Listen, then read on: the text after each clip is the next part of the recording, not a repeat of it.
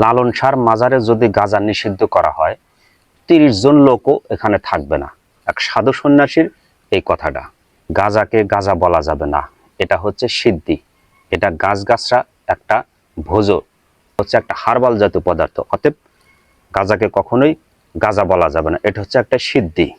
ফাবি আইয়ে আলা ইউরোপ বিকমা তুকার জীবন, অর্থাৎ তোমরা আল্লাহর কোন নিয়ামতকে অস্বীকার করবে? আল্লাহর প্রত্যেক নিয়ামত বান্দার জন্য উপকারী। ভান্ডারী মহিউদ্দিন এই কথাটা বলছে। তার মানে আল্লাহর নিয়ামত গাঁজা একটা মানুষের জন্য এটা উপকারী, সে এটাই বুঝাইতে চাইছে।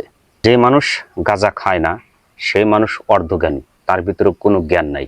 আর যে মানুষ গাঁজা খাইছে তার ভিতরে জ্ঞানে ভরপুর। গাঁজা তো রোপণ হয়, এটাকে গাঁজা বলা যাবে না, এটা হচ্ছে সিদ্ধি। ফেন্সিডিল এটা তো রোপণ হয় না, ইয়াবা এটা তো রোপণ হয় না, মদ এটা তো রোপণ হয় না, হিরোইন এটা তো রোপণ হয় না, কিন্তু গাঁজা এটা রোপণ হয়, এটা আল্লাহর একটা নিয়ামত। অতএব গাঁজা খাওয়া এটা জায়েজ আছে। লালন শাহর মাজারে অসংখ্য ভক্তবৃন্দের এই কথা, পাঁচাটার কোনো সুযোগ নেই। কাউকে তেল মারতে আসি নাই, তেলের দাম এমনি বেশি। আগে দলিলটা একটু দেখাই।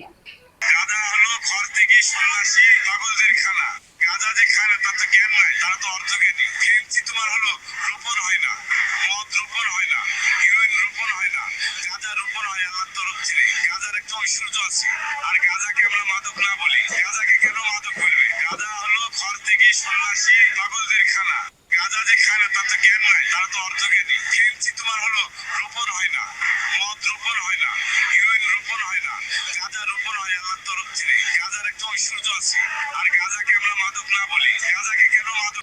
গাঁজাকে আমরা কেন মাদক বলি? গাঁজাকে মাদক বলা যাবে না। গাঁজা হলো ঘর্তকী সন্ন্যাসী সাধু সন্ন্যাসীদের খাবার। এটা তারা ধর্মের নামে আধ্যাত্মিক গুরুগুলা তারা যে দেশের দেশান্তরে প্রান্তে ঘুরে বেড়াইতেছে, এটা হচ্ছে তাদের খাদ্য।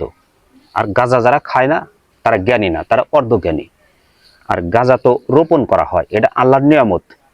কেন আপনি গাঁজাকে নিষিদ্ধ করবেন? ফেন্সি তো রোপণ হয় না, মদ রোপণ হয় না, হিরোইন রোপণ হয় না, কিন্তু গাঁজা রোপণ হয়। অতএব গাঁজা হচ্ছে এটা আল্লাহর একটা নিয়ামত।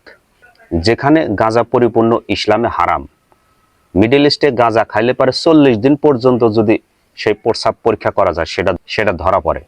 বাংলাদেশে দ্রব্য আইন অনুযায়ী গাঁজা একটা দণ্ডনীয় অপরাধ, অথচ এই সাধু সন্ন্যাসী গাঁজার পক্ষে ছাপাই গেতেছে।